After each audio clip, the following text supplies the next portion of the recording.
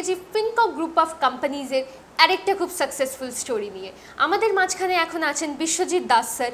উনি হচ্ছেন আমাদের আরেকজন খুব সাকসেসফুল কার অ্যাচিভার। তো আমরা ওনার সাথে কথোপকথনে জানবো যে ওনার এক্সপিরিয়েন্স কেমন আছে আর ওনার এখন কীরকম অনুভূতি হচ্ছে। তো স্যার প্রথমত তো অনেক অনেক কংগ্রাচুলেশনস যে আপনি এতটা সফলতার পথে এত দূর এগিয়ে গেছেন। তো আমি আপনাকে কিছু কোয়েশ্চেন করব, আর আমার প্রথম কোয়েশ্চেনটা আপনার কাছে এটাই আছে যে এই যে সফলতা আপনি আজকে পেয়েছেন, তো এই সফলতা পাওয়ার পর আপনি কি অনুভব করছেন, আপনার অনুভূতিটা কি? তো ধন্যবাদ ma'am, thank you so much. আমাকে এরকম একটা সুন্দর ইন্টারভিউতে ইনভাইট করার জন্য আপনাকে জানাই অসংখ্য ধন্যবাদ। সাফল্যের অনুভূতি আমি যদি শেয়ার করতে চাই তাহলে সবার আগে যে মানুষটার আমি নাম নেব তিনি আমাদের সবার প্রিয় founder mister Tapan Majumdar sir, যাকে আমি মন থেকে জানাই বিনম্র প্রণাম ও অন্তর থেকে ভালোবাসা।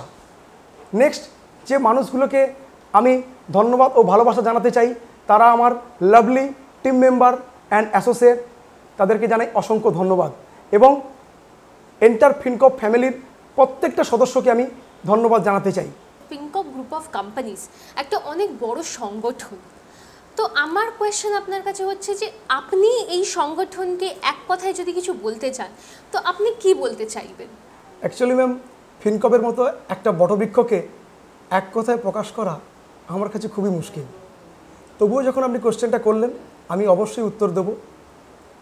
যারা অবহেলিত, শোষিত, বঞ্চিত এবং যারা দীর্ঘদিন এই ইন্ডাস্ট্রিতে স্ট্রাগল করছেন বা যারা নতুনভাবে স্বপ্ন দেখতে শুরু করেছেন তাদের কাছে it's a golden career opportunity. তো স্যার আমার আপনার কাছে নেক্সট কোয়েশ্চেন হচ্ছে এইটা যে সফলতা তো আমরা পেয়ে যাচ্ছি ফিনকপ গ্রুপ অফ কোম্পানিজে, কিন্তু সফলতার যে পরবর্তী পদক্ষেপ আছে ওইটা আপনার মতে কি হওয়া উচিত? খুবই গুরুত্বপূর্ণ একটা কোয়েশ্চেন আজকে আপনি আমাকে করলেন। প্রথমেই বলে রাখি, সাফল্যের কোনো শর্টকাট ওয়ে হয় না। সাফল্য পেতে গেলে আপনাকে প্ল্যান মাফিক পরিশ্রম করতেই হবে, আই মিন স্মার্ট ওয়ার্ক। আমরা যারা দীর্ঘদিন এই ইন্ডাস্ট্রিতে স্ট্রাগল করি, কেউ 5 ইয়ার্স, কেউ 10 ইয়ার্স, কেউ 15 ইয়ার্স ইয়া 20 ইয়ার্স, তারা সাফল্যের জন্যই এই ইন্ডাস্ট্রিতে স্ট্রাগল করে।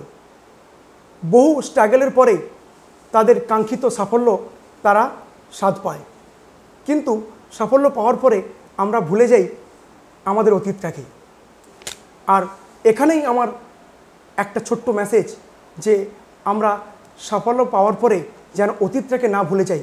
আমি এমন অনেক মানুষকেই জানি যারা সফলতা পাওয়ার পর নিজেদের অতীতটাকে ভুলে গেছে, অর্থাৎ অহংকার প্রবেশ করে, আর এই অহংকারই একটি সফল ব্যক্তির পতনের কারণ হয়ে দাঁড়ায়। সো আমি সবাইকে হাত জোড়ে করে অনুরোধ করব, সফলতা পাওয়ার পর নিজেকে আরও বিনয়ী হন, আরও নম্র হন এবং একে অপরকে সাহায্য করুন সফলতা পাওয়ার জন্য। তাহলেই আসল সফলতার স্বাদ আপনি উপভোগ করবেন। আর ফিনকপে সফলতা পাওয়ার জন্য আপনাকে যেগুলি করতে হবে অবশ্যই সেগুলো মেনে চলতে হবে। সেটা হচ্ছে system, education and technology. Then আপনি লাইফ টাইম আপনার এই সফলতাটাকে ধরে রাখতে পারবেন। So thank you so much.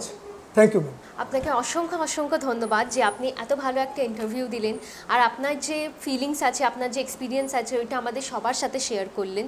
And very very congratulations all over again. Thank you so much sir. তো এখন আমরা কথা বলছিলাম বিশ্বজিৎ দাস স্যারের সাথে, অ্যান্ড এরপরে আমরা আরও কিছু আমাদের সাকসেসফুল স্টোরিজ শুনবো। তো stay tune for that to the next episode.